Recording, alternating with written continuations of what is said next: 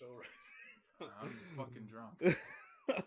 Welcome back to another episode of maybe one drunk guy for sure already, but two drunk guys in a football podcast. I'm your boy, Skinny Domestic. And Marcus the Hammer Mary. Marcus is already pretty lit. He had a business meeting, you want to call it? Yeah, we'll say a work meeting. So I drink a couple. He had a couple. A couple. Yeah, he's already feeling it. So we'll see how much worse it gets through the episode, because drunk Marcus is always fun. Always a blast.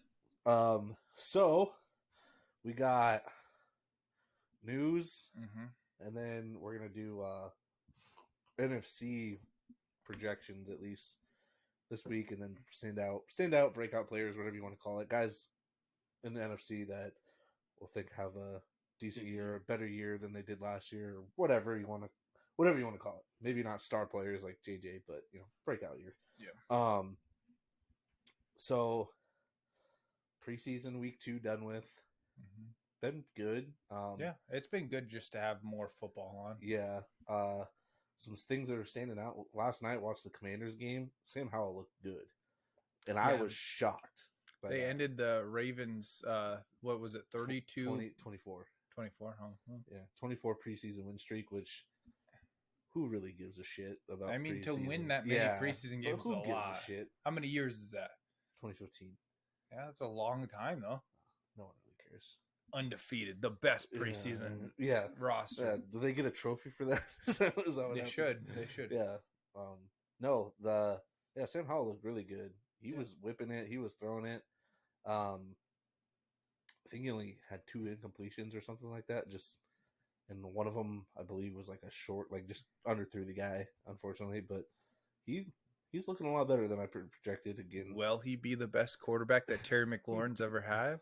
Who knows? And what's crazy is he doesn't throw. At least last night, before McLaurin played the full first half, and then he got hurt towards the end of the half.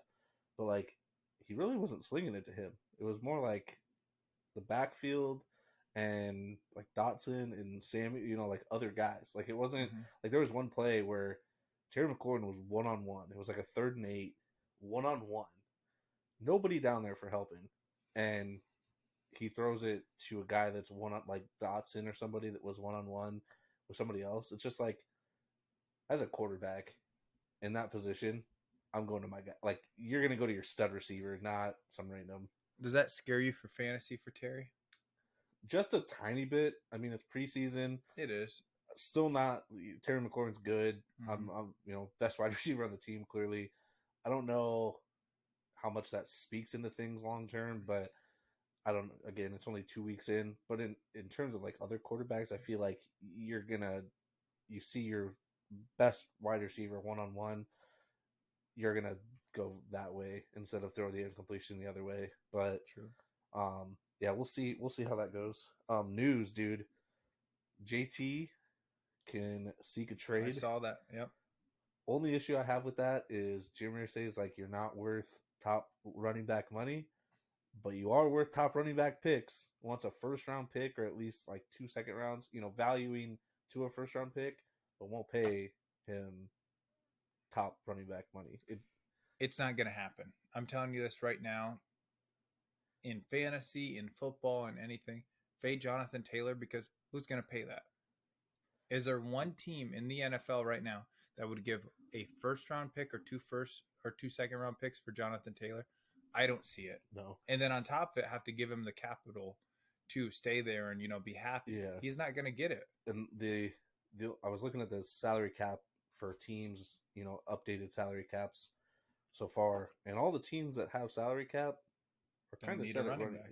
Yeah. The only team that's noticeably up there is the Bears, but they're fine with Khalil Herbert, and you just drafted Johnson from Texas, Texas.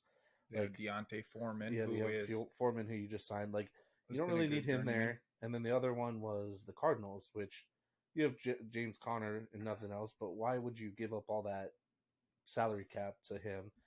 Why would you add a running back to a roster that's already going to suck? It's not going to do anything to it. So JT's screwed. JT put himself, it sucks, but he's in a position where he can't do anything. Does he deserve money? for the first 3 years that he's been in the NFL? Probably, yeah. He was really good. Yeah. I just don't think that he'll get paid, and the Colts have all the leverage, honestly. Yeah, and the only teams that I really would see it make sense for him to go to would be the Dolphins, because they were pushing for, allegedly were pushing for like Dalvin. I heard that like, they were trying to give him less money than we were trying to give him, though. Yeah, and that's why it probably never went through. The Bills have talked about, been in the talks of getting a top running back, but are they, the only way I see the Bills doing it is they're win now and that's it. Like we got a year or two, and then we're done. And then the Rams, just because of the whole, like, you just have Cam Akers, but they're not gonna, the Rams have given up so much from other trades. I don't see them doing it. And JT is gonna be stuck. If anything, he doesn't play and he suffers from that. But I don't see the Rams. The Rams were the definition of the win now. Let's put all our cards onto. And they did that, and they did it, and they're reaping the benefits of it now. They got to rebuild. Yeah, that's why like Cooper Kupp in fantasy kind of scares me because of that. Because I'm like, if they're trying to really, not officially tank, but if Stafford gets hurt or it's not going well, Cooper Kupp, will they keep him if he gets a little injured, or if maybe they'll trade him? You don't know what's going to happen with that Rams team. It's kind of a scary team to look at because it's not very talented. Well, and he already was battling a hamstring preseason already. I don't even think he's been back to practice yet or anything. But Jonathan Taylor was at the joint practice today. He was on the sidelines. He didn't participate. So I'm not necessarily worried about his injury, Jonathan Taylor.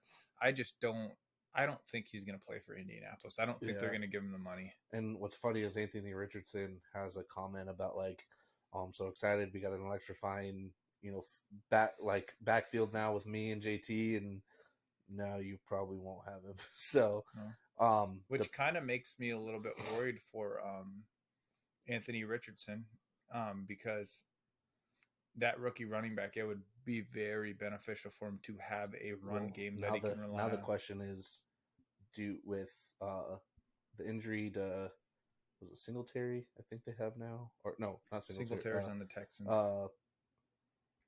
Who just got hurt a couple weeks ago? I don't remember now. They have Deion Jackson is like their main back. Who was decent. Do they go and get a free agent now and pay him, a couple $1 million? 100%. I know that there was talks about it last week a little bit. I can for sure see Kareem Hunt going to the Colts. Yeah.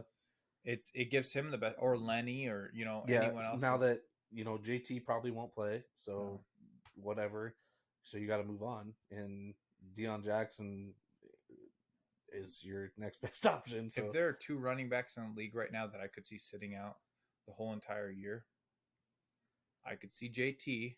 I really could. He'd be fined a ton, but I could see him not taking that contract. And I could kind of see Josh Jacobs right now. And I was thinking that. I was like, it'd be hilarious is if the Raiders and Colts did a straight drop for him. But I'm like, it's not going to happen because they don't want to pay anybody anyway. But it would be hilarious to see that. Who would you rather have right now?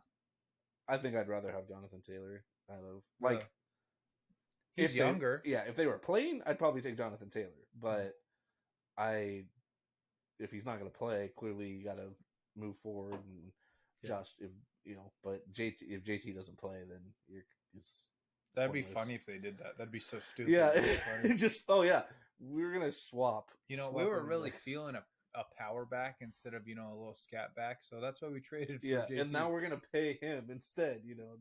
That'd be hilarious. Other running back, Joe Mixon, found not guilty. Doesn't have to worry about that through the season now. So RB1. Safest player in fantasy. I really do believe that he has no competition in that backfield. Yeah. And he's in a contract and he seems to be happy. That is a safe pick. Well, Joe Burrow likes to throw to him out of the backfield a lot. Last year he had a good season. And now I know when that whole thing got brought up last year, we had talked about like how is this going to impact his play and all that, but right before the season starts, found not guilty. I don't know if he has anything else going on with that, but now it seems like he's scot-free and can just worry about football and not have to deal with that in the back of his head either. It's good. Davion Clowney to the Ravens. I like that pickup for outside linebacker edge for him. you can never have too many defensive linemen. No, he's the epitome of I'll get it done. Yeah. Like, he's not great. He's not terrible. He's He's never really lived up to the hype that he had coming out of college, but he was across from Myles Garrett in Cleveland. Yeah. Got it done. Like, he's going to be a good solid role for the Ravens, and the Ravens have always had a pretty good defense. And how many teams have he played for? That's what I want to know, because it's got to be like the Texans, the Browns. It feels like the Ravens. It feels like he's playing for everyone. I think he's at like number 6 now. He's played for a lot of teams. And I think he's going to continue to bounce around. And yeah, that's kind of the player he's become. It's, really, like, once he was drafted first overall, you could see why he was drafted first overall coming out of South Carolina. Well, do you remember the hit? The hit? Oh, yeah, that's the only thing you can think of when you think of Jadeveon Clowney. And the play where it was, they gave the team the first down. Once it was clearly not a first down. Like an inch and a half. And then literally the next play, that's my ball. Ball don't lie. Literally, ball don't lie. Epitome. I think he was a first-round pick strictly because of that play. Nothing else. I mean, he was a freakish athlete in college, but that play definitely solidified it. Oh, yeah. They're like, this guy's real. This guy can do it. Yeah. The defensive coach was like, go get that fucking ball. And he went and got that fucking ball. So, sometimes it's all you got to do. Yeah. I couldn't imagine getting hit by him anyway, even then or now, whatever. Yeah. Probably put me in the hospital for a couple of days. True. Other news, quarterbacks. Nobody probably really gives a shit about this one, but Te Amo to the Vikings. I'm so glad you brought that up. Kirk Cousins, watch out. He's taking your spot. Well, reports are Hall, the guy you guys drafted from BYU, might get cut. Really? Yeah. He hasn't really his completion percentage was like 47%. He has not been good. No. I thought he was doing. I heard before the preseason game and stuff like that, he was doing pretty good in training camp, but maybe he just hasn't. Who'd you guys just play? We played the Titans, and I think they whooped us. So against Seattle and the Titans, he made like a small increase of betterment, but it's nothing like crazy. Mm-hmm. And he's on the line of potentially being cut because you guys have Te Amo now and Nick Mullins. Well, so now you can bring in 4 quarterbacks. Yeah, but why waste a roster spot on him if you don't truly need to? I always like Jordan Te Amo from my Battlehawks days. Yeah. But well, he was the offensive player of the year last year. So, other Battlehawk news: Hakeem Butler got waived from the Steelers. That was so sad. You've been on Hakeem Butler. He's such a big body wide receiver. Megatron, my ass. I think he's better. That's what they compared him to his draft profile. He's a big body dude. Go get the ball, but I don't know. I didn't watch any Steelers games really, so I don't know what happened. But really depressing because the Steelers are one of those teams that really do well at developing wide receivers, and I was really hoping maybe this was his chance, but he'll land somewhere or end up back in the XFL and dominate again, I guess. He's like that guy that's just not good enough to be on the NFL, but he's just way too good to not be on some type of sport, and then he goes and dominates the next best thing. Yeah, he's kind of in between, yeah. Next, Baker, QB1 for the Bucks. I don't know if that really means anything to anybody besides Bucks fans, but I always root for Baker. He's such a douchebag, but I like watching him play. At this point, I feel like Baker is gonna shit the bed. They'll put in Kyle Trask, and by week 6, they're gonna be like, wait. Could the Bucks be last year's Seattle Seahawks? Because there's still a lot of talent left on that roster, and people wrote off the Seahawks hard last year. It all relies on Baker, and I don't trust Baker. So here's the thing: Baker's been so up and down. Like his rookie year, and then his third year in the Browns, you're like, oh, they got someone there. I think Baker can play. I just feel like I don't know what happened to Baker. I really don't. Yeah, and well, I mean, he's had moments. Like, you can't say he's going to have the best offensive team. Well, yeah, I'd probably say that best offensive team around him. Oh yeah, in terms of line, receivers for sure. Oh, I would take Mike Evans and Chris Godwin over Odell Beckham and Jarvis Landry any day. and then even in primes. Your defense is very solid still. So it's not like they're not going to be in games. I just don't trust Baker at all. Easy division to win too. He's going to be a worse Jameis Winston on that Bucs team, pretty much. Like, he's going to come in, they're not going to do shit, and I don't trust it. So I think Kyle Trask is going to get a chance, and by week 6 or 7, they're going to be like, fuck, we need to do something. So they're going to go and try to trade for a quarterback or hit the free agency market, just bring some in. Because you can't get any worse than, if you're not performing. Yeah. Maybe they decide to tank and go get Caleb Williams instead. I don't know. Because a lot of teams right now are going to be tanking for Caleb Williams at quarterback. Oh, 100%. The Cardinals, maybe the Rams. Yeah, maybe the Vikings. No, I'm joking. No. They're not going to tank. We're going to sign Kirk Cousins forever and ever. Well, as long as he's putting up 4,000 yards a season and isn't broken, maybe. Yeah, fair. Any other news? Nothing. That's all I have. You want to start this puppy out, or do you want me to? You start it off. All right. So, my first NFC divisional winner, Minnesota Vikings. The reason I think that Minnesota will take over the North again, they lost a lot on defense, but their defense was also top 5 worst defense in the league. Yeah. We got Brian Flores in there, which I think that Brian Flores will do a better job at coaching our defense up. And as long as we're scrappy and get picks and maybe be like that 20 to 15 mark, I think our defense will be a lot better. And our offense, I don't know if people know this. I hate to throw out, more Kirk Cousins stats, but Kirk Cousins is the only quarterback to have a bottom 3 defense to make it to the playoffs. You know that? Which is pretty impressive for how last year is. Everyone talks about the point differential. If you watch those games, he was slinging the rock, and he was pretty clutch last year. Yeah. So I think Minnesota will win the North for me. I do know that the Bears are gonna get better, and the Lions are gonna be pretty hard to beat. The Packers, I'm not necessarily worried, but there always is a thought in the back of my head, is Jordan Love the next Brett Favre or Aaron Rodgers? Could he be that? Because they just get so lucky with those two. He might, but I don't know. Maybe we'll see. But I think Minnesota is my North winner. So I had a hard time with this one just because I've been high on the Lions all year. And I sat down and unlike you, I went and broke down everybody's everybody's schedule, win-loss records and everything like that. I ultimately do have the Vikings winning. Yep. With finishing the season 10-7. But they don't clinch the division until the last game of the year because they play the Lions. Both teams finish 10-7, but Vikings get that tiebreaker. Yeah, I shifted a little bit. I was like, the big thing for me was with the Lions. Yeah, they have gotten better every year. Done all that. The big one is they don't really have any receivers for the first 6 games. They have Amon-Ra. After that, you don't really have any depth because Jameson Williams is out.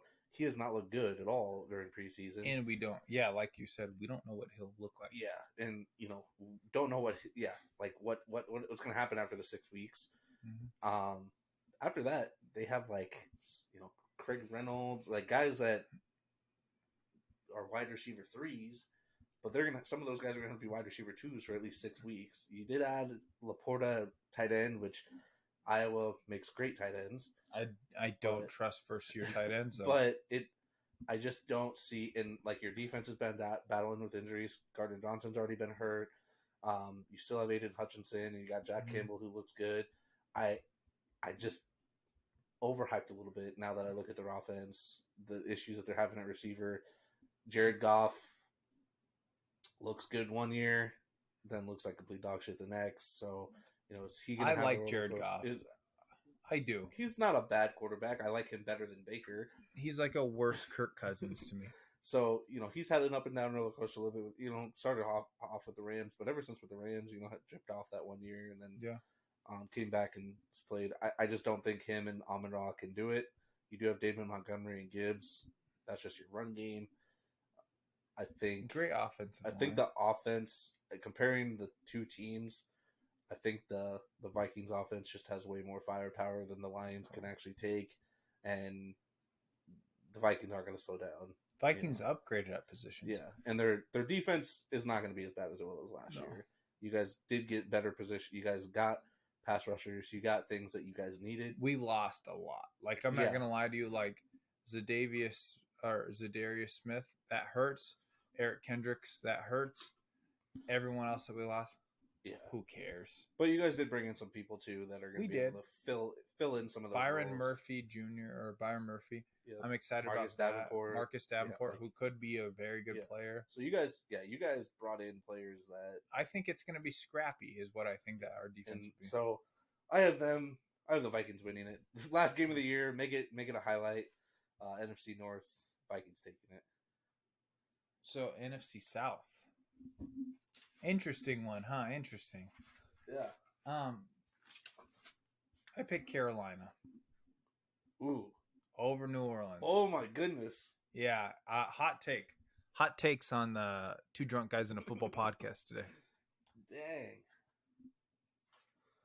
Carolina has a top defense. They have a top defense that I really like. And their offense, I feel like, can be sneaky, like mid, 15, like top 15. Our offense. I mean, Adam Thielen, we'll see how much juice he has.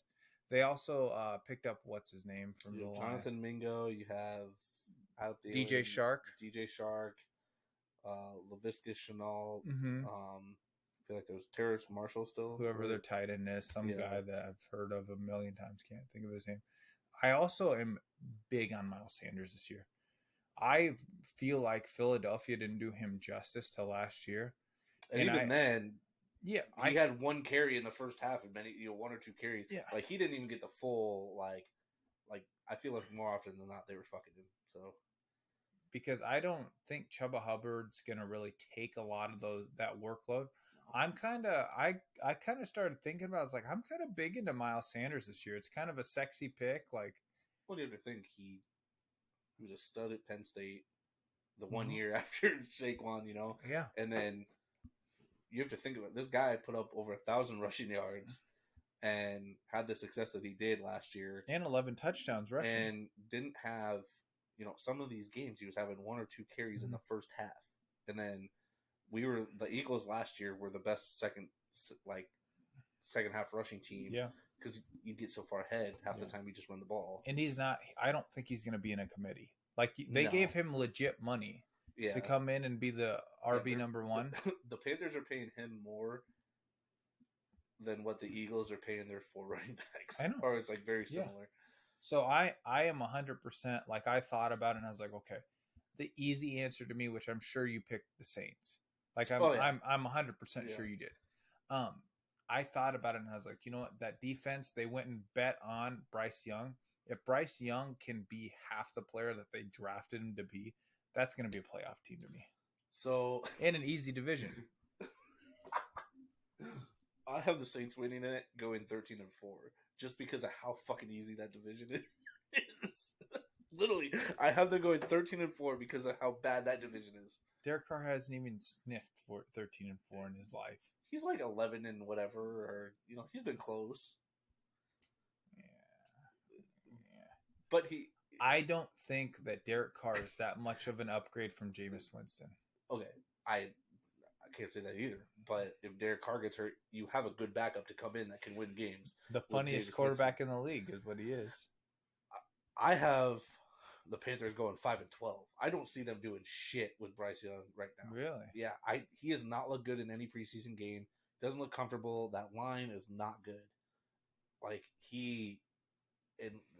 Unless something clicks or changes, he has not looked good. He doesn't have time. He's smaller. I don't see it going well in the first year. I have the Bucks going number 2 in the division. I just think they're overall better. But yeah, I don't expect a whole lot from any of the rookies this year, honestly.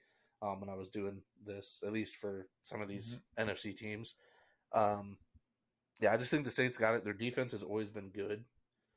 I think finally for once they're not gonna get like cursed and fucked with. Like the NFL gods hate them for some reason. Unless they play Minnesota in the Yeah. playoffs, then But I know you don't like Derek Carr, but again, if I if don't. something happens with Derek Carr, Jameis is still a phenomenal quarterback. He is, but Derek Carr to me is, dude. There are people that say Kirk Cousins is the epitome of average, which I disagree. I think Kirk Cousins is above average. I think Derek Carr is average. Like, I don't think he's a bad quarterback, but I also don't think he's going to win you games. Yeah. Like, that's why I don't. I'm thinking Derek. I've always been high on Derek Carr, and you have, but that's why I'm not worried about. The division is just so shit that the overall teams and quarterback situation, I think the Saints are in the best position with all that. That's why I'm not worried about the Raiders, because I feel like the difference between Derek Carr and Jimmy G is not that far. But that's just my opinion. Yeah. So I have the Saints going 13-4. Yeah. NFC East. Oh, fuck you. The Cowboys. We them boys. You're a bastard. Well, the reason I picked them is because, like you said, there's always a different winner in the NFC East. It's been since 2003, 2004. Yeah. Oh, it's been 20 years. Yeah. And you know who broke that 20 years? The Eagles did it twice back in 02. Oh, I'm sure they did. With Donovan McNabb? Yeah. 02, 03, 03, 04. So you know what that means? The Eagles just got to repeat. History repeats itself. So we're going to break it again, all right? Yeah, because they didn't win Super Bowls back then either. Hey, who has... No, I don't want to talk about it. Do the Vikings have a ring? Hey, I got a ring in our fantasy championship, and I will hold that too. Fantasy is. You see that belt? Where's the belt? Fantasy is. I don't know where your belt is. Did it fall down? Oh, no, it's up there. It's up there. Yeah. Okay. Camera angle. Anyway, here's why. I know that Dak sucked in training camp. He has been terrible. He's thrown a ton of picks and all that, and there were some reports about Trayvon Diggs calling him a little bitch and stuff like that. That's not great. That's not great news. But that team is so loaded from the top to the bottom. I like the defense. I know you hate it. I like Trayvon Diggs. I like Stephon Gilmore. I like their linebackers. I think I've talked about it on this podcast a lot. I love Micah Parsons. I think that he is 2020's LT. And, they still have DeMarcus Lawrence for some reason. He's still on that roster, and he's still, making a ton of money probably. And the offense, great offensive line. They signed Zach Martin, which they needed to do. They got Tony Pollard, who is probably the most explosive back in the NFL. And then you know what they did?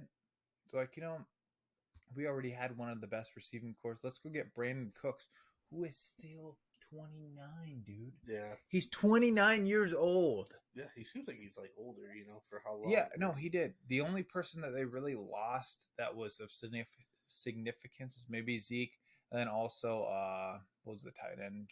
Dalton Schultz. You know who they also lost? Their offensive coordinator. Yeah, but Kellen Moore was all right. Kellen Moore was a good Mike McCarthy says they're going to run more. Guess what? They're already top 5 in running. I just want to point out they're going 9-8 this year. Fuck the Cowboys.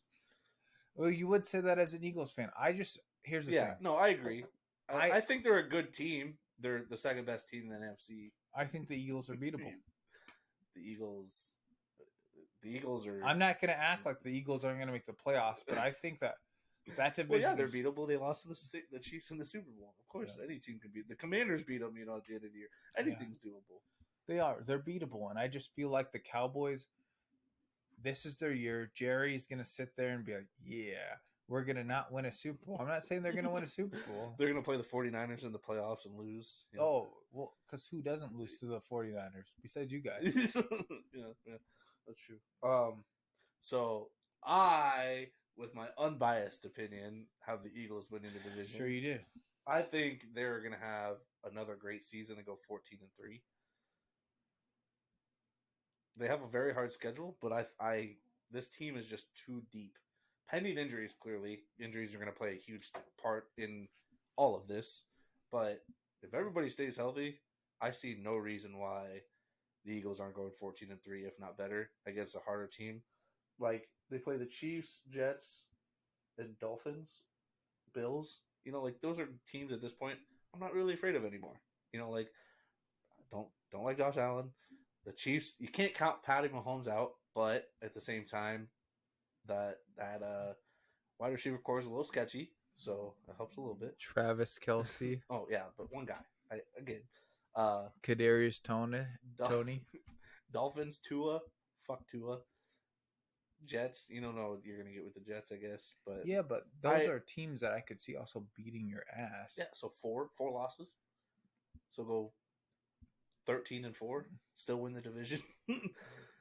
Maybe more though. I don't know. I think the Giants fall off hard this year. I don't disagree. Yeah, I think they fall off hard, and then the Commanders win 2 games. All right.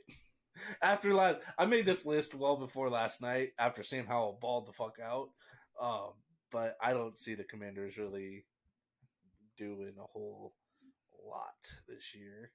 Again, I don't trust really a lot of the newer quarterbacks. Ron Rivera had a Super Bowl caliber team, though. Yeah, so I have the Eagles taking the division again. That's fair. I mean, I don't disagree. I think it's, again, history repeats itself. It's a very mainstream idea, is what you have, and I can understand it. Mainstream idea. History repeats itself, and they did it in 02-03, and they did it in 3-4. So we're doing it in 22 and 23, and we're going to do it in 23-24, 20 years later. The West, I would imagine we'd have the same team. Probably. 49ers. Yeah. Second year for Brock Purdy. I think that he's a perfect quarterback in that system. He's the epitome of like Jimmy G was a perfect quarterback for that system. I'm going to make the right reads. I'm going to do it fast. I'm going to do what we need to do, and we're going to run the football. Mm-hmm. And that's what the 49ers are going to do. Great defense, a lot of talent on that offense. They probably have 4 or 5 players that can really, run the ball very well. I mean, Debo can run the ball, CMC, Ayuk, Mitchell. I don't even know who they have at their 3rd or 4th running back anymore. What's that one guy that had a good year 2 years ago? I don't know. But either way, they're going to be fine. Like the 49ers, I don't see anyone. The Seahawks could challenge them for that. But besides that, the Cardinals aren't going to do anything. And who else is in that division? The Rams. Yeah, Rams. Exactly. Yeah. So I have the 49ers winning too. Yeah. I have them going 9-8. I don't think that they're going to have a star. Because, again, Brock Purdy, we don't know exactly. Like he had. You're saying that. I know. You're saying that. But in terms of rookie last year comes in, does well, but 8-0 with Brock Purdy. Moving into a new season, everything. He had the surgery. He hasn't had the greatest camps and shit preseason either. I've heard that he's been doing good. I have him as one of my stuff later, but I think he's going to have a good season. But I don't know. He's a question mark still to me, just because, 8-0 as a rookie. Mm-hmm. Is he going to come in and are they going to just live off that right away? And like it's going to take off again. So I have them going 9-8, but I have the Seahawks right behind them at 8-9. Yeah, the Seahawks are going to be competitive. The problem with this division is, besides the Cardinals, really, the Rams, their defense is shit, but their offense, depending on that, everybody's just a question mark. Because, the 49ers have a solid team around their quarterback. It literally comes down to Brock Purdy. If Brock Purdy isn't doing it, then you got to bring in Sam Darnold. And then, Dude, they have one with Nick Mullins. That's true. They have one with quarterbacks that I believe are lesser. They didn't win long-term with Nick Mullins. They didn't, but Brock Purdy is 8-1 if you give it to him. Honestly, the Eagles game could be different if he didn't get hurt. I don't see a whole lot of difference, but okay. It could have been. I mean, dude, they didn't have a quarterback. We may not win by 30 points or whatever, but it could have been different game. I mean, you could have looked at Brock Purdy in a lot different light. Like the Seahawks, again, a lot of people counted them out last year. Still a question mark to me this year. I heard a statistic today about Geno Smith. Geno Smith was top 3 in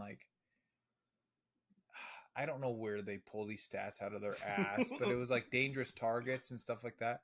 It was dangerous targets in and passes that were like in tight windows or something like that. Like he does have a good receiving core, but does 1 year sell you on him? No, and that's why I question mark it. And then getting Kenneth Walker's health, depending on because Seahawks running backs get injured. They do. So that's literally the only two teams. Oh, JSN broke his wrist. Yeah, he had surgery, but he's projected to come back by week one, which is crazy that you can heal a wrist in 2 weeks. Yeah, literally 2 weeks. Well, 3-ish technically because they play on close Sunday. To 2-ish. Well, Sunday it'll be 2. I mean, I guess we got some time. It's Tuesday, like 2.5. Yeah. That's some risky shit there. I don't know. I wouldn't like I broke my ankle and it took me almost a year to feel confident again. Yeah. I couldn't imagine with your wrist because that's just super flimsy. The way you fall, and after that, so he's got a good receiving core. So we'll see. Yeah. The defense was a little questionable, but they did get Devon Witherspoon and Tariq Woolen looked great with them. So and they were scrappy last year. Yeah, can they keep up the scrappiness? Can they stay in games? I think so. Yeah. Again, it's a division that's kind of like the NFC South. They're both kind of just up in the air. Like really, anybody could go and take it besides the Cardinals. But and the Rams. Yeah, the Rams. Their defense, I just think, is going to be way too. It's bad. A toss up between the Seahawks and the 49ers, and we'll see. We'll see how that goes. My first playoff team is going to be the Eagles. Don't really need to talk about the Eagles that much. That they're not. We have the divisional winners. Yeah, they're gonna be in the playoffs. What's your first one? Are we just going like our 3 teams that we think 3 wildcard teams? Yeah. Well, clearly I'll have. I think my number 5 seed is going to be the Lions. Okay. I don't disagree with that. I have the Lions on here too as my number 6 seed. I think they will. It all depends on how well Jared Goff can do. If he can run that offense like last year, they should be in the playoffs. If he cannot, I like Amon-Ra. I think he's a stud. I do like Jahmyr Gibbs. I know people think you thought I was questionable in the draft, but I do think that he's talented, and I think that he could be used if he's healthier than what's his nuts, DeAndre Swift. Like he could be a really good role. And I do think that David Montgomery is an upgrade over what's his name? Jamal Williams, yeah. Overall, maybe not touchdown machine, but he can catch the ball. He can do that. I mean, dude, he had Jamal Williams had 17, 18 touchdowns. That's very hard to do. But a lot of them were red zone. Yeah. Get them in the red zone. Here, we'll give you the ball. So I do have the Lions. My last one's the Seahawks. I really thought about putting the Bears up there because it all depends on how good Justin Fields actually is. Well, and their defense. Their defense hasn't been. It's been bad, and they got rid of their best player last year. They traded him to the Ravens. They did pick up defensive players in the draft, but not just Justin Fields. Can their defense stop offenses and get their offense back on the field and let Justin Fields work? So my number 6 is the Cowboys, and then my number 7 is the Seahawks. I have them. So we all had the same people in the playoffs. Just different orders depending on divisional winners. Okay. All right. Standout players. My first one. I am very hot on T.J. Hawkinson. Oh yeah. I think that his first full offseason with Minnesota and how that offense is going to have to hum. It's still going to have to be competitive to get into the playoffs and stuff like that. I think we're going to throw the ball a lot. I could see T.J. Hawkinson go for over 1,000 yards and 8 touchdowns. And honestly, I think he will solidify himself as the second best tight end behind Travis Kelce in the league right now. Yeah, I definitely see that. You bring in the rookie Addison, clearly. Everybody's high on him. You have KJ Osborne still.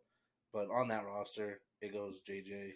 Hawkinson in terms of receivers. Oh, yeah. And Kirk knows that.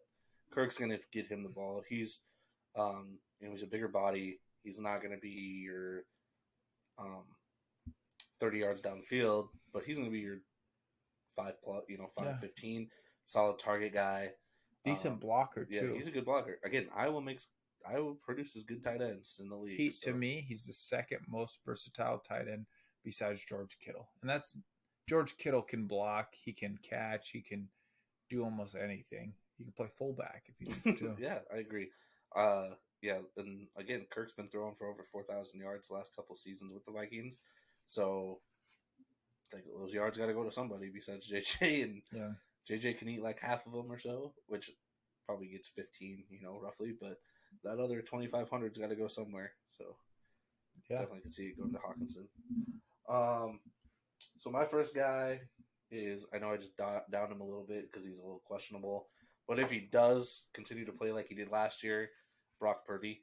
I mean, he went 8-1 technically as a starter, and he's literally, besides maybe Jalen Hurts, he's drafted in probably the best position you could be in.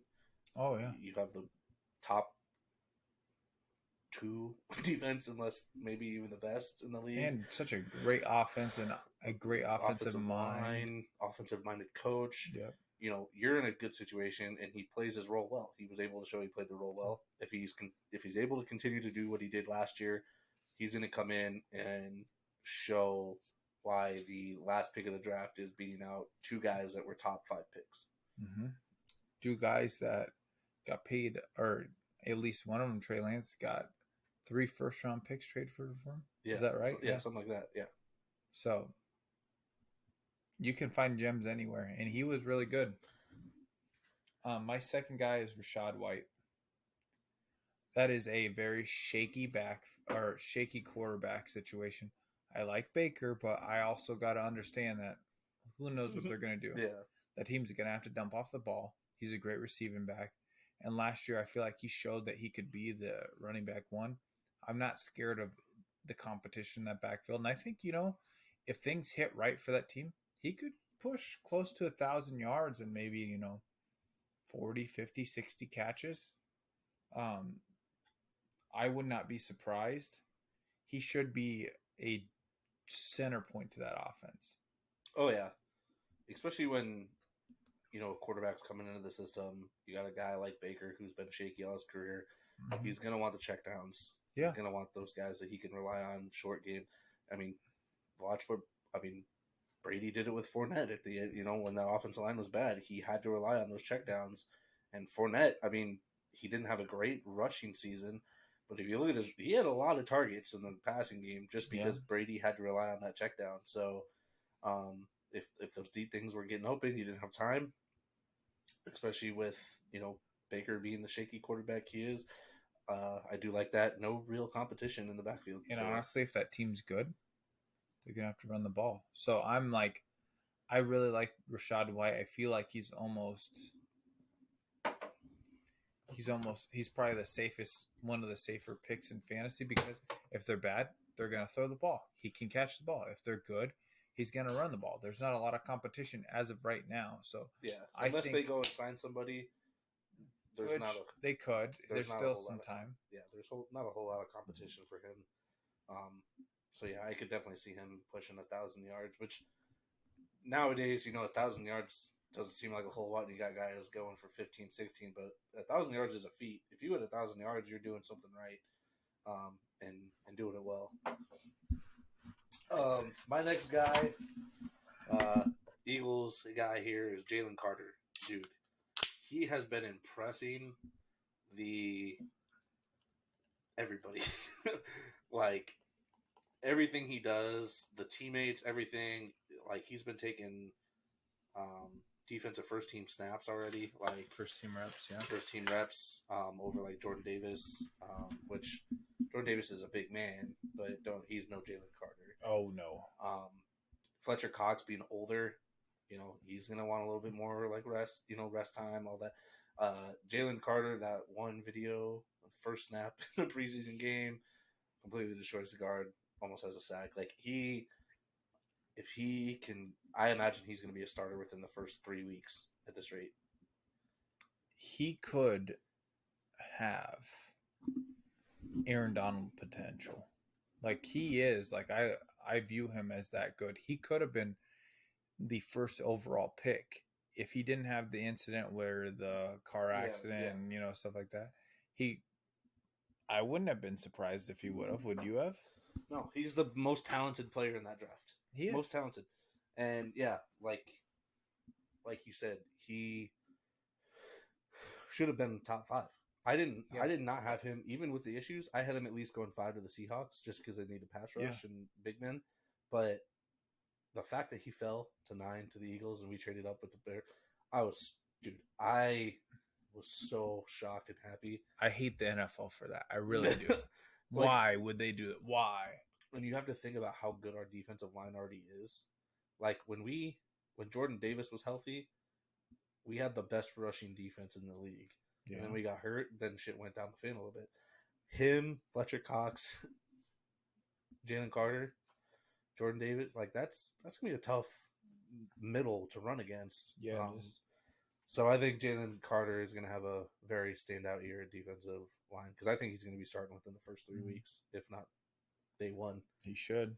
He's got the talent. My next one is Miles Sanders. I talked about him a little bit. I love Miles Sanders. I do too. I'm kind of like that team. I think the Panthers are going to be competitive at minimum for at least playoff potential team. And Bryce Young is going to need a running game. And I think Miles Sanders has the talent to do it. Well, and again, he's a dual threat guy. He is. When that line's and the Eagles didn't do it. People don't think about it because the Eagles didn't throw the ball. Well, once you have a rushing quarterback, you don't need to. And he's taken away rushing attempts, rushing touchdowns, all that stuff from Miles Sanders. And Bryce Young can run, but he's no Jalen Hurts. Yeah. He's not going to run like that. I think he's more of a runner to me, I look at him, Bryce Young, as more of a runner like a Zach Wilson type player where he can run. He might run, but he doesn't have to run. I feel like he's a good pocket player, and I like Bryce Young. I think he was a good first overall pick, but we will see what happens with that team. But I'm excited to see what is in store for Miles Sanders. Based off this preseason with that shaky offensive line, pass game, Bryce is gonna have to get it out quick. Who's gonna be there? Miles Sanders for those checkdowns. Yeah. So I'm excited to see what happens too. I think the Eagles very underutilized him because of how our offense ran with rushing 12 touchdowns as a quarterback. All the rushing yards. And Miles Sanders had 11 touchdowns last year. Like he could have had another probably if he has a Aaron Rodgers at quarterback, he could have had another almost 8. But think about like those situations. Clearly, not all the situations would have been the same, but he could have had at least another 5 if Jalen Hurts didn't steal all those Russian attempts. But my next guy is Puka Nakua for the Rams, wide receiver.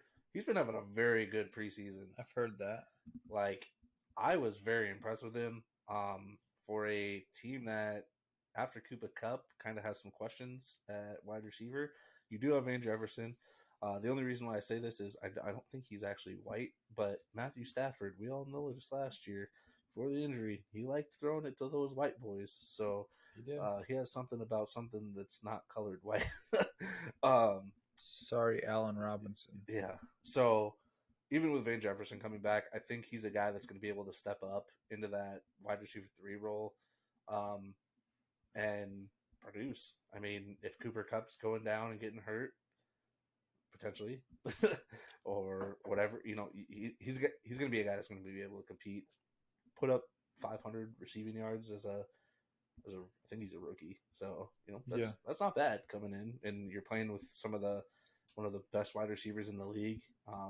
And he's putting on a show. He has no real competition outside of Cooper Kupp. Van Jefferson's not bad, but he coming off an injury too. What does he do? TT Atwell is on that team too, and he's made some hype last year. Yeah, I think he could do better than that. They have that Stronowski guy too. The white guy. Yeah.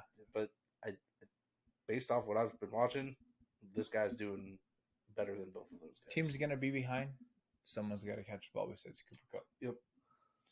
My next one is Aiden Hutchinson. Dude, as a rookie, had 9.5 sacks, 3 interceptions for someone that plays defensive line, which is pretty impressive. One of those was on Rodgers, too. He read the play. Oh, yeah. I think that he'll build off last season. I think he will be a stud. I would not be surprised if he had, 12 plus sacks, and he's on he plays for a team that has a good head coach that I feel like will get the potential out of him. He kind of reminds me of a little bit of like, it's weird, but he kind of has a like Jared Allen vibe where he's like. Why did I know you were about to say Jared Allen? I guess it's the Vikings in you. Yeah. But I feel like he's a good pass rusher. I feel like he's gonna be a really good player in his career. Might be a little bit under hyped for what he actually is, but yeah, I remember when he went first overall. Everybody kind of second. Yeah, everybody kind of questioned it a little bit, because he was good, but could he turn that into NFL ability? Which he has. He's shown to be able to do that. Yeah, like you said, I think he goes for 12 plus sacks this year. Oh yeah, easily. Got that. He's able. Watching the film, he's able to beat guys off the line, get past them pretty easily. For a team, again, for a division that kind of has some questionable offensive lines, he's going to have some solid matchups six times a year. So, and quarterback play. I mean, Jordan Love, Justin. I know Justin Fields is very athletic, but still, he'll be able to catch him a couple times. I mean, even Kirk Cousins doesn't have the best line in the world, so he'll be able to hit him. So my next guy is Marcus Davenport. Some Minnesota love. He's on a 1-year deal. He's got to prove himself to still be able to play in the league and be worth the money. He's never had more than 9 sacks in a season, and it's his chance to show it. The Vikings need defensive players. Your guys' defense have not been good. Mm-hmm. If he can come in and have 8+ sacks, he's putting himself in a position where he could get another contract with either the Vikings or another team. He's only 26. Like, he's young. He's still young. So he has a whole career ahead of him. 6-8 years, for a defensive guy. If he goes anything over 8, I think he's gonna. Like, he had a half a sack last year. Like, that's just a bad season. Yeah. So. And I'm excited for him. Minnesota, really good signing, really good job picking through free agency and finding the good deal on a player that has a ton of potential. Well, and you put him with Danielle Hunter. I mean, that's a solid 2 pass rushers right there. Yeah, coming at you on both ends. So yeah, that's what we need. My next one is a guy that I've talked about a lot, Chris Olave. I think everybody's talking about Chris Olave. Yeah, it's a little bit easier. But Derek Carr's not a good quarterback. It doesn't have to be. As long as you're serviceable, which Derek Carr is, I think that Chris Olave will be good. People talk about Garrett Wilson a lot, which I love Garrett Wilson. I really do. I think that him and Rodgers have Devontae Adams potential, and if you told me Garrett Wilson was top 5 in fantasy or top 5 receiver next year, I wouldn't stress it. I wouldn't blink it. I could see the potential's there. Chris Olave was at that potential and then got hurt a little bit last year.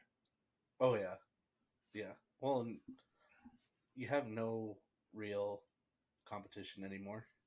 No. Michael Thomas is older. You don't know what you're going to get out of him. What, 3 games, 8 games, all 15? You have no idea what you're going to get from him. Tight end Corey, you have three tight ends that can go catch the ball. But really, what else do you have? You have some younger guys, not well-known guys that stepped in when they needed to, but they're not coming in and taking over the number 1 spot that Olave has. No, and I could see Olave easily having 1,200 yards and 6+ touchdowns. And that might be low for that guy because touchdowns scare me a little bit though, just because you have those 3 big tight ends to throw to in the red zone areas. You do, but 6 touchdowns is very conservative. Yeah, that's very true. Conservative number. True. I wasn't like, 10+ touchdowns. Like, he's a little guy. Julio was usually getting 8, so anything comparable to that, I guess. I'm more of an EB guy anyway. All right, so my next guy is I'll go the Saints route. Jawan Johnson, tight end. It's a good one. I think with Foster Monroe, yeah, whatever. Jimmy Graham, older, whatever. I think Jawan Johnson last couple of years really shown that he can be a starting tight end in the league. Yeah. He's a bigger body guy. Last year he had just over 500 yards and 7 touchdowns. I think with that pass-heavy offense, with the questions with running back issues a little bit and suspensions and all that, they're gonna throw the ball still. I think he's a guy that could get over 700 yards this year. An extra 200 yards compared to last year. And again, bigger guy in the end zones. He had 7 last year on 42 catches, 7 touchdowns. So was a sixth of his catches were touchdowns. I think he could get closer to 10 this year. I don't disagree. Nothing crazy in numbers, but I think he's been able to put himself in a top 15, maybe even top 10 tight ends in the league at this point. I agree. So my next guy, pretty hot topic guy, bitch, is Justin Fields. I think that Justin Fields is going to be better than he was last year. So funny, Skinny. Oh, it's Big Girl Clock. He thinks he's got to keep up with me. Plus all the beers that he had early. I'm just telling you right now, boys. And women, if women are watching. This is my 9th beer. And let me tell you, Marcus can drink 9 beers. What time did you start drinking at? Like 5 o'clock? 7:30. 2.5 hours? Come on. I haven't eaten anything, though, either. You just ate. Shh, don't be telling. I've eaten very little. But anyway. I told you to eat something before the podcast started. You're a motherfucker, dude. I got 1 beer left in the cooler, so I got to get this one and that other one down. I don't know if I have another one. Yeah, exactly. After this one. But we'll see how I feel. Justin Fields, Bears fans. I'm high on him. I feel like it is a make or break year for Justin Fields. He may not have 1,000 yards rushing, but his passing yards should go up. That offense is serviceable. That offense has enough weapons in there for Justin Fields to show his potential, and he should be a top 15, top 10 quarterback this year, and everyone should see it. This year, no one should question how good Justin Fields is. If they do, Justin Fields needs to either be not re-signed or be a backup quarterback after. I think, honestly, kind of thinking about it, I think adding DJ Moore might actually help his running case a little bit more. You have to honor DJ Moore. You do. That's a guy or two potentially watching him on every play. And Chase Claypool, a guy that had a lot of potential. And who'd you say that they came in and they his draft profile was like compared to, was it Calvin Johnson? Yeah. So like he's another guy like Hakeem Butler, only a better career. Who is, decent. He also has Darnell Mooney, who I like a lot as a third receiver. I like that. And he also has Cole Kmet. Could even be a number 2 receiver, honestly. Yeah. I like the running backs. I like Deontay Foreman, and I like Khalil Herbert. And that offense, that should be good. Are they going to win a lot of games? I don't know. That defense is really bad. But I like what I'm seeing on paper, at least. I think one with Cole Kmet, the dude has gotten better every year. He has. Been in the league. Oh yeah, he has. I think the last. And he got legitimate money too. Yeah, so I think, he's a good solid check down with Justin Fields. I don't know if his running drops off or say he might actually hit another 1,000 yards just because of adding DJ Moore. Yeah, I think with their offense being a little bit more high powered, they might see the field a little bit more often, or have longer drives. Too, instead of 3 and outs and stuff. But you got to honor DJ Moore. You got to honor Cole Kmet. Like, he's going to have a lot more opportunity, I think, and more space to run because of adding DJ Moore now.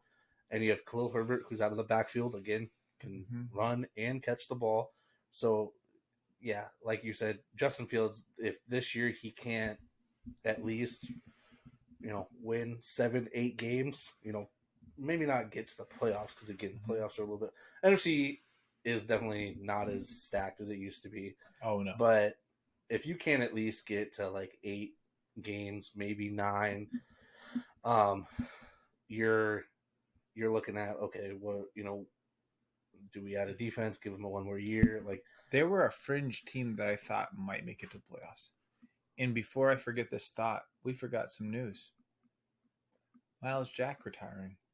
Oh yeah. Yeah, that was very, very, very interesting to me. I honestly think he felt like he was going to get cut. We have a lot of linebackers on the team, and I just don't think he's been. Oh, dude, I think we have like. I think the list was like 10 to 12. I know you guys do, but still, it's Miles. In terms, Jack. it's very weird to me. Well, he was saying that before he got called from the Eagles, he was thinking about going and being like a plumber or electrician. Yeah, I heard that, and then people were flaming him for it. I was like, dude made so much money. I mean, one with that, he just might not. Anthony Barr, Eric Kendricks, and Miles Jack. What a solid UCLA linebacking core. Maybe he's one of those guys that just his head's not there mentally to play the game anymore. Yeah. And he's just, I want to live a normal life. Good for him. Yeah, toast to him. I mean, and again, there's kind of some questions with some of those linebacker play, even though we have Nakobe Dean and then kind of it drops a little bit due to injury now. He wasn't the one, and I think it might just be mentally. He's a very athletic dude, very solid linebacker. Very, very good linebacker. Yeah. Sucks to see it. I really wanted him and Zach Cunningham to both stay on the roster, and they're both good, solid guys to play with. But whatever he ends up doing, whatever he decides to do, I think it's just a mentality thing at this point. I don't really see nothing injury wise that really made him like question it or anything. So no, it kind of hurts to see that he was signed, and I was excited. I was really excited when we signed him. I was like, yeah this is gonna be good. Him and Zach Cunningham both have been great, good linebackers, not great linebackers, but good linebackers for what they've done.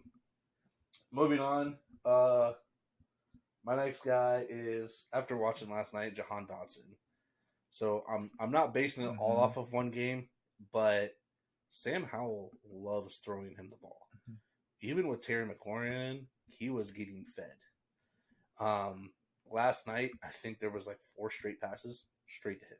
Like, Sam Howell is looking to throw the ball. He checks down. He does check down a lot, but that's his last read.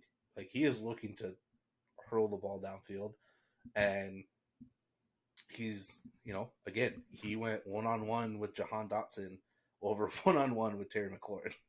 So I think Sam Howell's very high on Dotson.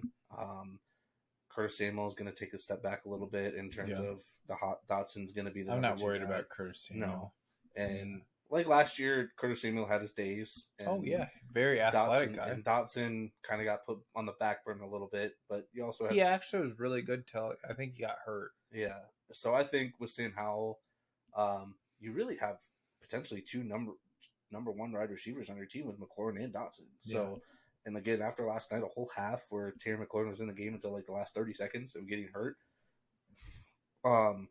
he was slinging the ball to Dotson. He is someone that I want to snipe in late rounds of drafts. Oh, yeah. He is someone that I will throw that dart throw at, that I'm like, okay, this could be a guy that the talent-wise and everything, he could be a league winner. He literally could. Well, you have to think about, like, teams are going to dial in on your number 1 receiver, Terry McLaurin. They're going to get, he may not get double covered as much as like guys like JJ and Devontae, but he's going to see a solid amount of, over the top safety help. So it's going to be harder to get him the ball, and Dotson's going to be there. And he was a big boom or bust player last year. He had a lot of touchdowns. He was scoring a lot of long plays, but we'll see what he does this year. But I agree. I like him a lot. Yeah. My next guy, how could I forget Alexander Madison? I just feel like he is going to be a dude that plays very well this year. Kirk Cousins and that passing game should open up lanes for Alexander Madison. And on top of it, I think he should be able to really go out there and run pretty well with what it is. So I think that he'll be able to catch the ball and do all that stuff. I would not be surprised if he had 1,000 yards, 10 touchdowns. Oh yeah, I mean, I had Madison on my list too until you told me your list. I was like, "Fuck, I'll change it. Don't put Brock Purdy on there," because I was debating between him and Brock Purdy. But I should have known better. You're gonna add him. I was like, "Fuck, we need different players. We don't need to have the same." Yeah, I think he doesn't really have any competition. That Chandler dude looks very good though. Ty Chandler, yeah, looks very good in preseason. He'll be a guy that comes in when Madison's like, "All right, I'm tired. Like, give me a couple plays." Well, other than that, I think Madison has that whole backfield. Oh, I agree. And over the years, he's proven that whenever Dalvin was out or hurt, he played very well. He could come in and do it. So I don't see Madison having any fall off or anything, especially being the number one guy now. I think he's going to be able to come in and do exactly what Dalvin was doing. He may not be as good as Dalvin, but I think he's explosive. Is the thing. Dalvin is more explosive, but other than that, he can do things that Dalvin can do. Yeah, he'll be able to put up multiple 100-yard rushing games, catch the ball out of the backfield. Honestly, 1,000. I think 1,000 is short selling. I think he'd hit 1,100, 1,200 plus. Within that offense. And think about it, Dalvin had a bad year last year, down year technically, and would he have 1,100? So I agree. Yeah, 1,100 yards, and everybody's like, Dalvin's washed. So, I think Matt Madison, and that's the thing too with running backs is you get guys like Madison who I can do exactly what this guy did for cheaper. So that makes a huge issue in terms of the running back market. Or close enough. Like it's like a Le'Veon Bell, the guy that plays for Arizona now. James Conner type thing. James Conner had a really good year after Le'Veon Bell left. Was he as, what do you want to call it, elusive as Le'Veon Bell ever was? No. But this thing with the Steelers too is they always had like Benny Snell did it. Mm-hmm. They had guys that could come in and put up a 100-yard rushing, just like the 49ers it was so weird. Your fourth guy in your roster's coming in and putting up a 100 They used to have really good offensive line too. So. Well, then like the Browns, you had Kareem Hunt, Nick Chubb, Dearness Johnson. That dude, I was watching the preseason. I don't even know what team he's on right now. But I was watching him in the preseason. The dude just just throwing dudes to the ground, one arm. I'm surprised that the Browns did not try to keep him with Hunt on at that number 2. My second to last guy, I have Devin Witherspoon, the rookie for the Seahawks cornerback. I agree. With Tarek Woolen having a great season last year, he's clearly their DB1. You get him at DB2. Tariq Woolen's going to lock up your number 2 guy pretty much all day. Yeah. If your number 1 guy comes over to his side, I'm not too worried about it either. He'll have his ups and downs with that, but he is a solid defensive back. I really wanted the Eagles to snag him, but if he fell, but the Seahawks decided to go with him instead of Jalen Carter. Still got Jalen. But that defensive back now, I like that secondary compared to, there was that the Seahawks defense is still a little questionable. Is it the second coming of the Legion of Boom? No.